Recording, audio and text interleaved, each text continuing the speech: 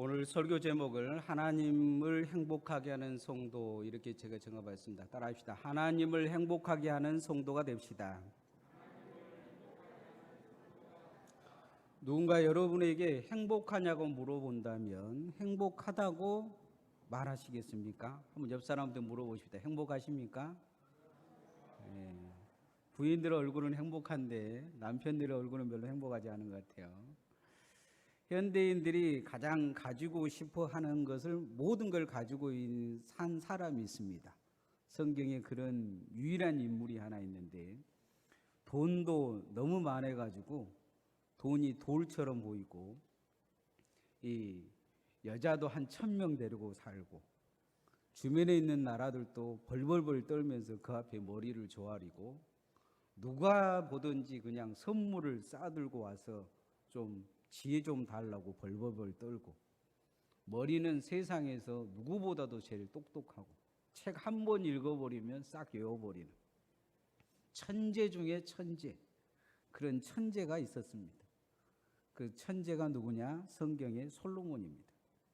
근데 이 솔로몬이 정말 자기 나름대로는 열심히 산 거죠. 얼마나 열심히 살았냐? 솔로몬의 그 기록을 보면 잠을 아껴서 살았어요. 백성들을 위해서, 나라를 위해서 어떻게든지 이 나라가 최고의 나라를 만들 것인가 머리를 굴리면서 살았습니다. 그런데 또 한 가지 열심히 한 것은 1000명의 여자를 데리고 있으면서 1000명의 여자도 행복하게 해주기 위해서 그 한 사람 한 사람이 요구한 거 다 들어주고 살았어요. 그러게 모든 것을 가졌다고 생각한 이 솔로몬이 인생 말년에 기록한 전도서를 보면 자기는 불행했다 이야기를 합니다. 이 불행의 시작은 어디에 있었느냐? 하나님을 행복하지 못하게 한 것, 하나님으로 인하여 행복이 없었던 것, 그것이 자신의 불행의 시작이었다 이렇게 말하는 걸 보게 됩니다. 솔로몬은 자신이 불행한 이유를 영적인 것에서 찾고 있는 것을 볼 수가 있습니다. 오늘 아침 신명기 말씀을 쭉 우리가 새벽에 읽었는데 신명기 말씀에 보면 모세가 그런 말씀을 하신 것을 볼 수가 있어요. 이스라엘아 너는 행복한 사람이로다. 여호와의 구원을 너같이 얻은 백성이 누구냐? 아침에 신명기 말씀 읽지 않는 사람은 이 말씀이 어디에서 나온지를 모를 건데 아침 집에 가서 읽어보시면 나올 거예요. 중요한 것은 너와 같이 행복한 사람이 어디 있느냐? 하나님이 특별히 너를 구원하기 위해서 하늘에서 내려오셨다 이 말씀을 하고 있는 걸 볼 수가 있어요. 하나님은 우리를 행복한 사람으로 부르셨습니다. 하나님은 행복한 생각을 가지고 사람을 만드셨어요. 사람을 만들 때 이 행복한 생각을 가지고 만든 거죠. 그게 너무 좋으셨어요. 심히 기뻤더라 그렇게 말씀하고 계셔요. 그리고는 축복해 주신 걸 볼 수가 있습니다. 그런데 인간이 오늘 행복하냐? 그러지 못한 거예요. 무엇으로 행복하지 못하느냐? 인간의 첫 번째 행복은 하나님으로부터 벗어난 거예요. 아담이 하나님부터 벗어남을 통해 인간의 행복이 깨져버립니다. 죽음이 다가오고 하나님이 두렵게 되고 인간 스스로 죄와 선과 악을 알게 됨을 통해 인간은 결국 행복을 무너뜨릴 수밖에 없었어요. 인간은 어떤 상황이 됐냐면 남의 행복을 뺏어서 내 행복을 가져가는 그런 행복을 살 수밖에 없는 거예요. 남의 행복. 그러면 세상의 모든 것이 행복하지 않는 거예요. 그래서 신앙생활도 보면 행복하지 못한 관계가 만들어진 걸 볼 수가 있습니다. 누군가가 옆에서 행복해하면 배가 아파요. 불행하게 만들어버리고 싶어요. 이게 인간이에요. 누군가 땅을 샀다, 누군가 집을 샀다, 그래서 행복하다 그러면 내 가족이나 내 자녀가 나와 관계에 있는 뭔가가 행복이 나에게 밀려오지 않는 이상은 사람들의 마음에는 불행해요. 저 사람이 행복하면 내가 불행한 거예요. 저 사람의 행복을 무너뜨려 버리고 싶어요. 인간의 마음이 그래요. 신앙생활도 그런 거죠. 그런데 우리가 다시 행복을 회복하려고 하면 하나님과의 관계에서부터 먼저 행복해야 될 줄 믿습니다. 하나님과의 관계에서 첫 번째 무엇이 행복해야 되느냐? 하나님은 하나님이 행복해 하는 그런 그 사람들이 있어요. 그 사람들이 어떤 사람들이냐? 오늘 성경에 이제 세 가지 행복의 모습이 나타나는데, 첫 번째는 예배에 행복해하는 사람들이에요. 하나님은 예배하러 오는 사람들을 보면 행복해하세요. 근데 우리가 하나님 앞에 예배가 행복해야 될 줄 믿습니다. 따라합시다. 예배가 행복해야 합니다. 저는 우리 교회 예배당에 들어올 때마다 참 감사하다는 생각이 들어요. 전에 제가 중국에서 선교사 생활할 때 예배당이 없는 거예요. 예배당 목 만들게 하고, 그러니까 호텔에서 예배를 드려요. 아무 데서나 예배 못 드리게 해요, 외국인들은. 이거 호텔에서 예배를 드리는데, 호텔에서 예배를 드리면 꼭 점심 식사를 했어야 돼요. 비싼 정신값 물고 호텔 그 큰 실도 하나 빌려가지고, 작은 것도 빌려주지 않아요. 한 100명 모이는데 한 1000명 모이는 공간을 꼭 빌려줘요. 그게 얼마나 비싸겠어요. 한 번씩 예배를 드릴 때마다 그날 헌금한 게 한 절반 이상 날아가요.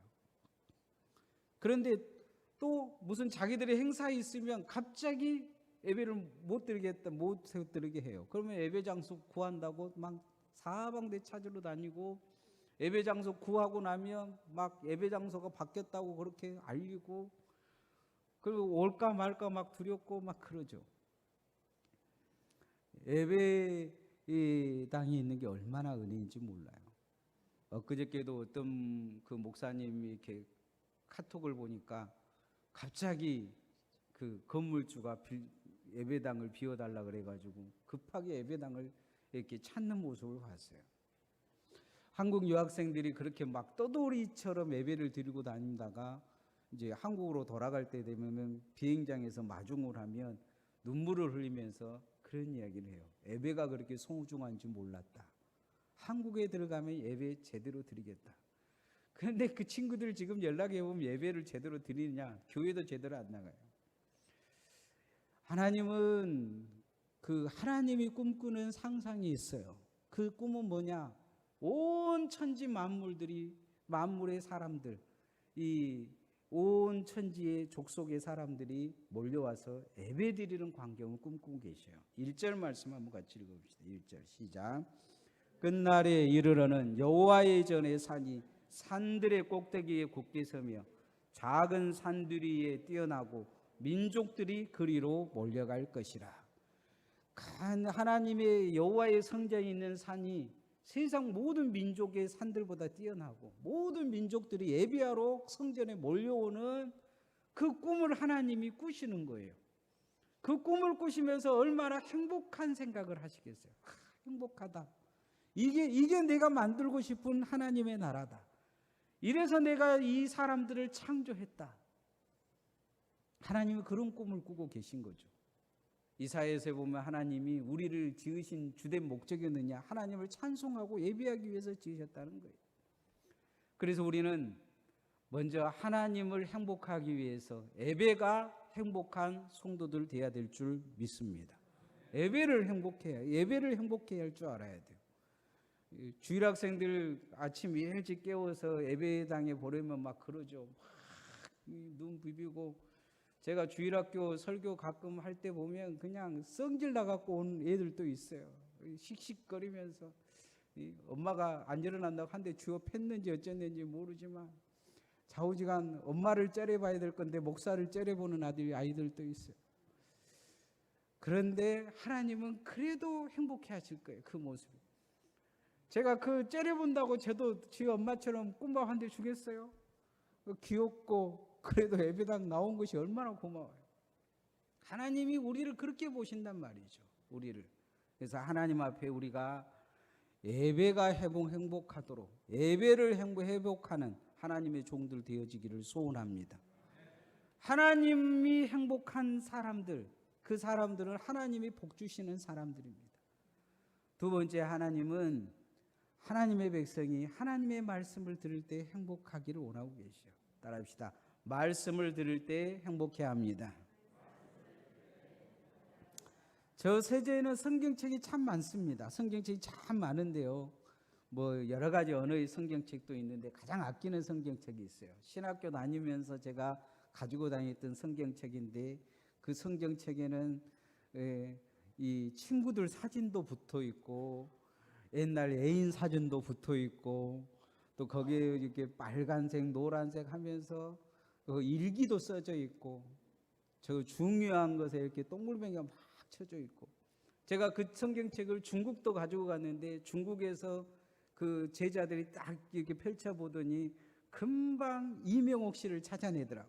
애인이구만 하고 거기에는 저의 모든 게 들어있어요. 모든 것이. 그런데 성경책에 이게 한쪽에 보면 너무 많이 봐서 달아진 부분들도 있어요. 신약 성경 뒷부분은 달아져 가지고 이 책이 너덜너덜하기도 해요. 그런데 그 책을 볼 때마다 참 감사한 것이 젊은 날 성경책 붙들고 살았던 것이 감사해요. 젊은 날 성경책, 성경을 창세기부터 계시록까지 다 외우지는 못해도 장절은 내가 외우려고 성경 이야기하면 어디서 어디까지는 뭐가 있다는 것을 알기 위해서 성경을 외웠던 기억이 나요. 성경 장절을 이 절까지 내용에 무슨 내용 몇 절 몇 절 하면 무슨 내용이 있는가 그걸 외우기 위해서 부지런히 읽었던 생각이 나요. 그런데 그때 말씀에 푹 빠져 살았던 그 행복이 그 성경책을 볼 때마다 밀려와요. 지금은 개역개정이라는 이 성경책으로 바뀌어가지고 서재에 꽂혀 있는 그런 책이지만 내가 그 성경책을 들여다볼 때 그 젊은 날의 행복이 기억이 나는데 하나님은 얼마나 행복하셨을까 그 생각이 들어요. 우리 영혼이 하나님의 말씀을 들을 때 물된 동산같이 행복이 느껴져야 될 줄 믿습니다.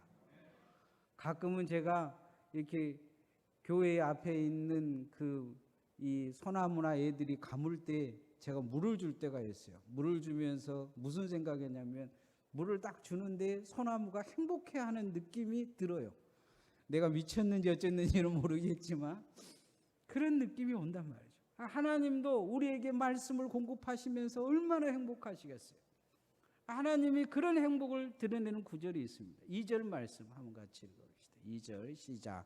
곧 많은 이방 사람들이 가며 이르기를 오라 우리가 여호와의 산에 올라가서 야곱이 하나님의 전에 이르자 그가 그의 돌을 가지고 우리를 가르칠 것이니라. 우리가 그의 길로 행하리라 하리니 이는 율법이 시온에서부터 나올 것이요 여호와의 말씀이 예루살렘에서부터 나올 것입니다. 율법이 시온에서 예루살렘에서부터 나올 거라는 거죠. 에스겔에서를 보면 하나님의 말씀이 그 샘물이 동편에서부터 흘러나와서 이 사해 바다까지 흘러가는데 죽었던 것이 다 살아나요. 살아납니다. 하나님의 말씀이 내게 흘러 들어와서 내 영혼을 살리는 그것을 보고 주님은 행복해 하실 줄 믿습니다. 그래서 우리는 말씀에 행복해 합니다. 말씀을 읽을 때마다 이 잠드는 이 졸린다 이런 생각보다는 내 영혼이 살아나는구나. 내 영혼이 물된 동산이 되어주는구나. 내 영혼이 소생되어 주는구나. 하나님이 내 영혼을 보고 행복해 하시는구나. 이 느낌을 가지고 하나님의 말씀을 들을 때 행복하며 읽을 때 행복하고 하나님의 말씀으로 진정한 행복을 누린다면 그 하나님의 말씀이 여러분에게 이루어져서 축복으로 이루어질 줄 믿습니다. 마지막 세 번째 하나님이 행복해 하시는 모습이 있어요. 그건 뭐냐면 서로 사랑할 때 행복해 하셔요. 성도가 서로 사랑하고 형제가 서로 사랑할 때 행복해 하셔요. 따라합시다. 서로 사랑할 때 행복해 하십니다. 아이들을 키우면서 가장 속상할 때 아이들이 서로 치고 받고 싸우는 거예요. 제 기억으로 가장 화날 때가 있었어요. 아이들을 가지고 가장 이렇게 매질을 할 때가 있는데 그건 뭐냐면 첫째가 둘째 두들겨 팰 때예요. 어찌나 화가 나요. 첫째가 둘째 두들겨 팰 때. 그런데 어릴 때 사진을 보면 그런 그 모습은 하나도 없어요. 둘이서 막 껴안고 뽀뽀하고 어깨동무하고 서로 사랑하는 모습이 있는 거죠. 이 둘이 서로 싸우고 그럴 때 사진 찍지는 않아요. 서로 사랑하고 행복해할 때 사진 찍는 거죠. 그런 사진 볼 때마다 참 이때 아이들도 행복하고 나도 행복했다. 그런 행복한 마음이 드는 거죠. 하나님도 마찬가지실 거예요. 서로 사랑하고 아낄 때 하나님이 행복해 하시는 거예요. 이게 우리가 잘 안 돼요. 가장 인간의 근본적인 게 뭐냐? 나눠져 버렸기 때문이에요. 하나님과 아담이 나눠지고 아담과 하와가 나눠지죠. 서로 너 때문이라는 거예요. 너 때문에 뭐가 안 된다고 이야기를 해요. 서로 희생할 마음은 하나도 없는 거죠. 그런데 하나님은 서로 사랑할 때 행복해 하셔요.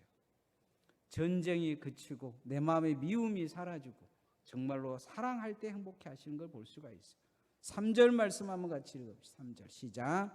그가 많은 민족들 사이에 이를 심판하시며 몽고 강한 이방 사람을 판결하시리니 무리가 그 칼을 쳐서 보습을 만들고 창을 쳐서 낫을 만들 것이며 이 나라와 저 나라가 다시는 칼을 들고 서로 치지 아니하며 다시는 전쟁을 연습하지 아니하리. 서로 죽이려고 만들었던 칼을 이제 서로 농사 짓는데, 서로 봉사하는데, 서로 이렇게 돕고 섬기는 데 쓰려고 만드는 거죠. 굽히는 거예요. 서로 사랑하는 거죠. 남을 죽이려 했던 칼 같은 마음을 굽혀서 사랑하고 섬기려고 마음을 먹은 거죠. 하나님은 그걸 보고 행복해 하시는 거예요. 우리가 하나님에게 행복한 신앙생활을 하려고 애를 써야 돼요. 미가서는 이사야처럼 이스라엘의 종말, 유다의 종말에 대한 예언을 하고 있는 그런 서신이에요. 마지막 종말론적인 그런 세상에서 신앙의 핵심은 어디에 있느냐? 하나님은 우리를 다시 행복한 사람으로 부르고 계세요. 그런데 그 행복한 사람으로 우리를 다시 부르실 때 하나님이 정말 어떤 행복을 하나님이 추구하고 계시냐? 하나님 앞에 예배하는 자로, 하나님 앞에 말씀의 일 듣고 영원히 소생하는 행복이 있고, 서로 사랑하고 섬기고, 사자굴에 어린아이가 손을 놓고 사자와 함께 있고 뱀의 굴에 손을 넣어도 아무 해됨도 없이 서로 사랑하고 섬기는 그 행복을 하나님이 원하고 계신 거죠. 그래서 우리가 교회 신앙생활도 또 서로 우리가 가정생활도 직장생활도 사회생활도 그렇게 하나님이 봤을 때, 우리를 봤을 때 참 행복하다 할 수 있는 그런 행복한 성도, 하나님을 행복해 하는 성도들 되어지시기를 소원합니다. 찬양하십시다.